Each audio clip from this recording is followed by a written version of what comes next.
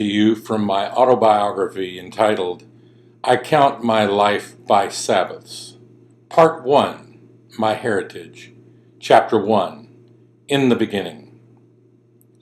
As early as I can recall, a lot was made of my heritage. My grandparents on both sides of my family were immigrants. My father's side family came from Baden-Baden, Germany. My mother's father came from Persia, or modern-day Iran, and her mother's parents came from Sweden.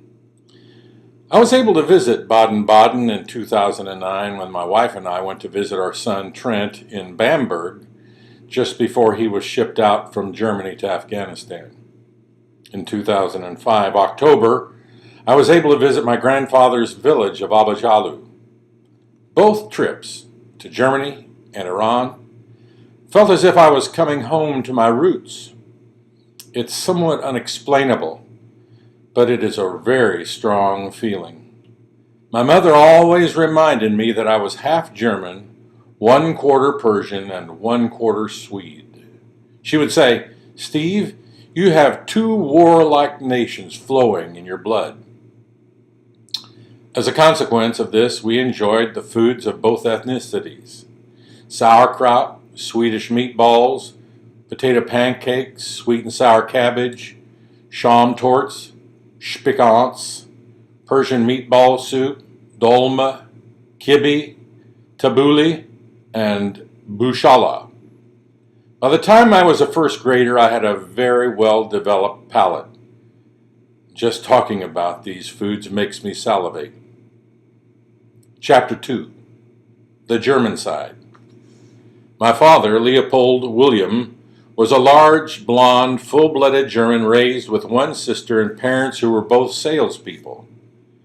My German grandfather, Frederick Leopold Schmidt, who died of cirrhosis of the liver, loved his beer. My earliest memories were of him sipping this golden beverage and having a flushed face. I'm not sure what he sold, but he traveled a lot. My grandmother was a wonderful cook and a merchandiser for the biggest department store in Milwaukee. What that actually meant was that she demonstrated cosmetics, perfumes, and anything else they were trying to sell. I recall her hand movements were graceful, and her bright eyes, round face, and chubby cheeks were always animated with laughter. She was one of 5 children in the Kalb family: William, Gertrude, herself, Walter Jr., also known as Bud, and Ida. Ida was named after her mother, and was also called Duddy. That was her nickname. They were all born and raised in Chicago.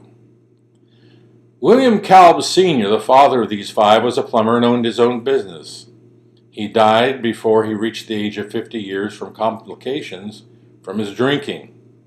My great-grandmother took over the business and did her best to run it and raise the children at the same time. Her oldest son, William, was married without his mother's knowledge to a woman who was reputed to be a hunchback. She continued to live with her parents while William continued to live at home. When great-grandmother Ida learned of this marriage, she exploded. "You mean I've been cooking your meals, doing your laundry, cleaning your room, on top of running the business, when you have a wife who should be doing these things for you?" She promptly kicked him out of the nest. To thank her, William started a competing business in plumbing and stole away many of her most important clients.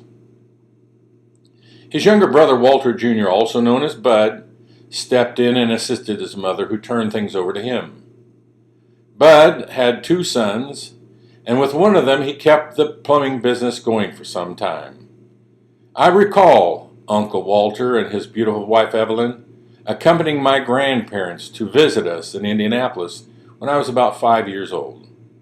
The 2 men would go down to Jay's bar at the end of our street and have drinks, much to the chagrin of my father, who was a preacher and well known on the street. When Dad would remonstrate with them, they would say, "Oh, Billy, shut up." I was always shocked that someone would talk to my dad like that, especially since my father would put up with no sassiness from us kids. It was always loads of fun for us to go to Chicago to visit my great-grandmother, Ida Kalb. She and her daughter, Duddy, who died an old maid, did not allow liquor to be in the home, and my great-grandmother would save her pennies for us. When we came, she would give my two sisters and I an opportunity to sit on the floor in her living room in a circle. She would dump out what seemed to be thousands of pennies, and there we would scrabble for as many as we could get at one time. I, being bigger, tried to cheat and collect more than one at a time, but I was always scolded. I invite you to stay tuned for the next movie of I Count My Life by Sabbaths.